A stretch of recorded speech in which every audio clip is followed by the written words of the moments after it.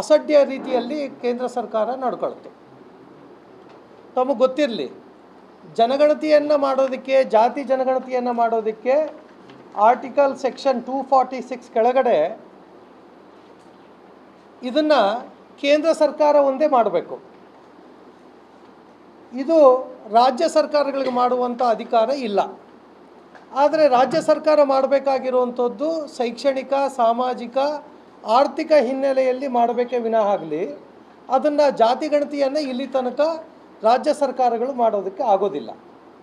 ಮೊನ್ನೆ ಸಿದ್ದರಾಮಯ್ಯನವರ ಕಾಂಗ್ರೆಸ್ ಸರ್ಕಾರ, ತಮಗೆಲ್ರಿಗೂ ಗೊತ್ತಿರಲಿ, ಏಕಾಏಕಿ ನಾವು 2011ರಲ್ಲಿ ಸಾಮಾಜಿಕ ಹೆಸರು ಮೇಲೆ ಸಮೀಕ್ಷೆ ಮಾಡಿದ್ದೀವಿ ಅಂತ ಹೇಳ್ತಾ 30% ಕೂಡ ಯಾರಿಗೂ ಕೂಡ ರೀಚ್ ಆಗಿಲ್ಲ. ಅವರು ಕರ್ನಾಟಕದಲ್ಲಿ ಒಂದು ಸುಳ್ಳು ಹೇಳಿಕೆಗಳನ್ನು, ಸುಳ್ಳು ವರದಿಗಳನ್ನು ಸಮೀಕ್ಷೆ ಮಾಡಿದ್ದೀವಿ ಅಂತಂತೇಳಿ ಶೈಕ್ಷಣಿಕ ಸಾಮಾಜಿಕ ಹೆಸರಲ್ಲಿ ಮಾಡಿದಂಥ ಕಾಂಗ್ರೆಸ್ ಸರ್ಕಾರ ಮುಸಲ್ಮಾನರೇ 75% ಇದ್ದಾರೆ ಅಂಥೇಳಿ ಹೇಳಿರುವಂಥದ್ದು ಇದು ಒಂದು ಪೊಲಿಟಿಕಲ್ ಸ್ಟೆಂಟ್ ಅನ್ನೋದನ್ನು ಇವತ್ತು ಈ ಪತ್ರಿಕಾಗೋಷ್ಠಿಯಲ್ಲಿ ಹೇಳ್ತಾ ಇದ್ದೀನಿ.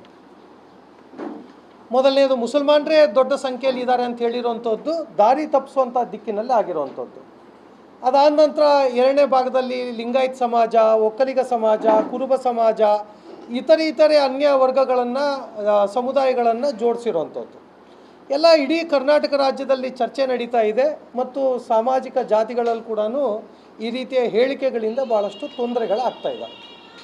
ಹಾಗಾಗಿ ಈ ಪೊಲಿಟಿಕಲ್ ಸ್ಟೆಂಟನ್ನು ಸಿದ್ದರಾಮಯ್ಯನವರು ಬಿಡಬೇಕು, ಅದನ್ನು ಸದ್ಯಕ್ಕೆ ನಿಲ್ಲಿಸಿ, ಮತ್ತು 9ನೇ ತಾರೀಕು ಕೂಡ ಮತ್ತು ಕ್ಯಾಬಿನೆಟಲ್ಲಿ ಚರ್ಚೆ ಮಾಡ್ತೀವಿ ಅಂತೇಳಿ ಅದಕ್ಕೆ ಸದ್ಯಕ್ಕೆ ಆ ದಿನಾಂಕಗಳನ್ನು ಪೋಸ್ಟ್ಪೋನ್ ಮಾಡ್ತಾ ಇದ್ದಾರೆ.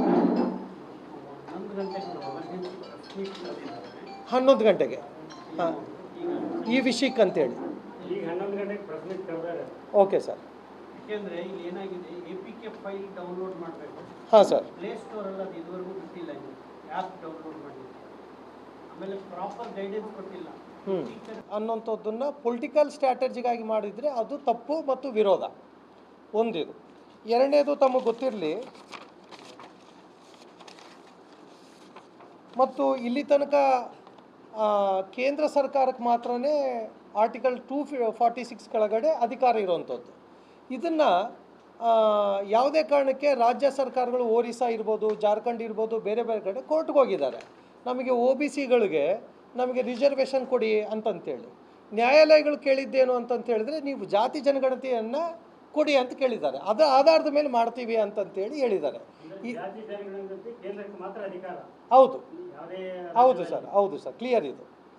ರಾಜ್ಯ ಸರ್ಕಾರಕ್ಕಿಲ್ಲ. ರಾಜ್ಯ ಸರ್ಕಾರ ಮಾಡಬೇಕು ಅಂತ ಹೇಳಿದ್ರೆ ಓನ್ಲಿ ಸಾಮಾಜಿಕವಾಗಿ ಆರ್ಥಿಕ ಸಮೀಕ್ಷೆ ಮಾಡ್ಬೋದೇ ವಿನಃ ಆಗಲಿ ನೀವು ಜಾತಿ ಗಣತಿಯನ್ನು ಮಾಡೋದಕ್ಕೆ ನಿಮ್ಗೆ ಯಾವುದೇ ರೈಟ್ ಇಲ್ಲ ಇದಕ್ಕೆ. ಅದಕ್ಕೆ ಸಿದ್ದರಾಮಯ್ಯನವರು ಮೊನ್ನೇನೋ ಸಮೀಕ್ಷೆಗಳನ್ನು ಬಿಡುಗಡೆ ಮಾಡಿದರೂ ಕೂಡ ಅಲ್ಲಿ ಏನು ನಡೀತಾ ಇದೆ ಅಂತಂತ ಹೇಳಿದ್ರೆ, ಕಮ್ಯುನಿಟಿಗಳು ಇಷ್ಟು ಪರ್ಸೆಂಟೇಜ್ ಇದೆ ಅಂತ ಬಂತು. ಈ 10 ವರ್ಷದಲ್ಲಿ ಎಷ್ಟು ಬದಲಾವಣೆಗಳಾಗ್ತವೆ, ಎಷ್ಟು ಬದಲಾವಣೆಗಳಲ್ಲಿ ಎಷ್ಟೆಷ್ಟು ಇದಾಗ್ತದೆ ಅನ್ನೋದನ್ನು ಒಂದು ಸಲ ಗಮನದಲ್ಲಿ ಇಟ್ಕೊಳ್ಬೇಕು. ಇದು ನಾನು ನಿಮ್ಮ ಗಮನಕ್ಕೆ ತರ್ತಾ ಇದ್ದೀನಿ. ಅದೇ ರೀತಿಯಲ್ಲಿ ಇದ್ರ ಜೊತೆಯಲ್ಲಿ ಪ್ರಧಾನಮಂತ್ರಿಗಳು ಇನ್ನೊಂದು ಐತಿಹಾಸಿಕವಾದಂಥ ನಿರ್ಣಯಗಳಲ್ಲಿ ನಿಮಗೆ ಗೊತ್ತಿರಲಿ,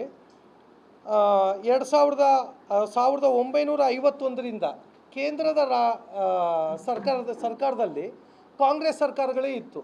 ನೆಹರು ಅವರು ಪ್ರಧಾನಮಂತ್ರಿ ಆದಾಗ ಜಾತಿ ಗಣತಿಗೆ ಸಂಬಂಧಪಟ್ಟಂತೇಳಿ ಮಾಡಿ ಅಂತ ಹೇಳಿದರೆ ಅವರು ನಿರ್ಲಕ್ಷ್ಯ ಮಾಡಿದರು, ಇದು ಕಡೆ ಗಮನನೇ ಕೊಡಲಿಲ್ಲ. ಇಂದಿರಾ ಗಾಂಧಿಯವರು ನಿರ್ಲಕ್ಷ್ಯ ಮಾಡಿದರು. ರಾಜೀವ್ ಗಾಂಧಿಯವರು ನಿಮಗೆ ಗೊತ್ತಿರಲಿ ಸದನದಲ್ಲೇ ಗಲಾಟೆ ಮಾಡಿದರು, ಇದನ್ನ ಅಂದರೆ ವಿರೋಧ ಮಾಡಿದರು. ಇದು ಕಾಂಗ್ರೆಸ್ಸಿನ ಮಾನಸಿಕ ಸ್ಥಿತಿ. 1951ರಿಂದ 2011 ತನಕ ನಡೆದಂಥ ಜಾತಿ ಗಣತಿಯಲ್ಲಿ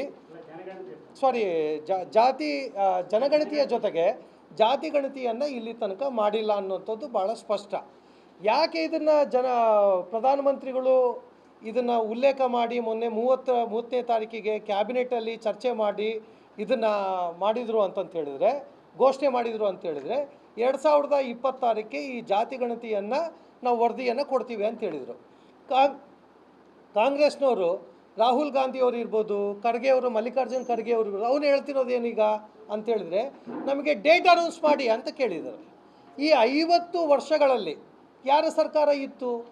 ನಿಮ್ಮ ಹಿಂದಿನ ಪ್ರಧಾನಮಂತ್ರಿಗಳು ಕೂಡ ಯಾರು ಕೂಡ ಈ ಜಾತಿ ಗಣತಿ ಬಗ್ಗೆ ಚಕಾರ ಎತ್ತಲಿಲ್ಲ.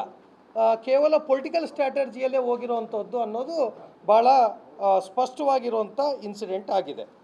ಹಾಗಾಗಿ ಇಂಥ ಒಂದು ಜನಗಣತಿಗೆ ಸಂಬಂಧಪಟ್ಟಂತೆ ಪ್ರಧಾನಮಂತ್ರಿಗಳು ಏನು ನಿರ್ಣಯವನ್ನು ತಗೊಂಡಿದ್ದಾರೆ, ಇದನ್ನು ನಾನು ಭಾರತೀಯ ಜನತಾ ಪಾರ್ಟಿಯಾಗಿ ಒಬ್ಬ ಜವಾಬ್ದಾರಿಯುತ ಜಾಗದಲ್ಲಿ ಕೂತ್ಕೊಂಡು ಮತ್ತು ಎಲ್ಲ ನಮ್ಮ ಪಾರ್ಟಿಯ ಕಾರ್ಯಕರ್ತರು, ನಮ್ಮ ಹಿರಿಯರು ಎಲ್ಲರೂ ಸೇರಿಕೊಂಡು ನಾವು ಇದನ್ನು ಸ್ವಾಗತವನ್ನು ಮಾಡ್ತೇವೆ. ಇಷ್ಟು ವಿಷಯವನ್ನು ಜಾತಿ ಗಣತಿಗೆ ಸಂಬಂಧಪಟ್ಟಂತೆ ನಿಮ್ಮ ಹತ್ರ ಪ್ರಸ್ತಾಪವನ್ನು ಮಾಡ್ತೇನೆ. ಕೆಲವು ಸರಿ ಇನ್ನೊಂದು ಉಲ್ಲೇಖ ಮಾಡಿದರೆ ನಾನು ನಿಮಗೊಂದು ಪತ್ರಕ ಕೊಟ್ಟಿದ್ದೀನಿ. ಒಂದು ವಿಷಯವನ್ನು ನಿಮ್ಮ ಗಮನಕ್ಕೆ ನಾನು ತರೋದು, ಹಿಂದೆ ಸುಷ್ಮಾ ಸ್ವರಾಜ್ ಅವರು ಬಳ್ಳಾರಿಯಲ್ಲಿ ರಾಜಕಾರಣದ ದೃಷ್ಟಿಯಿಂದ, ಪಕ್ಷದ ದೃಷ್ಟಿಯಿಂದ ಭಾಳಷ್ಟು ಒಡನಾಟ ಇದ್ದಂಥ ದಿವಂಗತ ಶ್ರೀಮತಿ ಸುಷ್ಮಾ ಸ್ವರಾಜ್ ಅವರು ಹಿಂದೆ ಅವರು ವಿರೋಧ ಪಕ್ಷದ ನಾಯಕರಾದಾಗ ಕೂಡ ಪ್ರಣಬ್ ಮುಖರ್ಜಿ ಅವರಿಗೆ 2010ರಲ್ಲಿ ಕೂಡ ಒಂದು ಪತ್ರವನ್ನು ಬರೀತಾರೆ. ಆ ಪತ್ರದಲ್ಲಿ ಏನಂತಂತ ಹೇಳಿದರೆ, ನೀವು ಜಾತಿ ಗಣತಿಯನ್ನು ಮಾಡಿ ಅಂತಂತೇಳಿ. ಯಾವತ್ತೂ ಕೂಡ BJP ಹಿಂದಿಂದು ಕೂಡ ಇದನ್ನು ಜಾತಿ ಗಣತಿ ಮಾಡಬೇಕು ಅನ್ನೋದು ಕೂಡ BJPಯ ಸ್ಪಷ್ಟವಾದಂಥ ನಿಲುವಾಗಿತ್ತು ಅನ್ನೋದು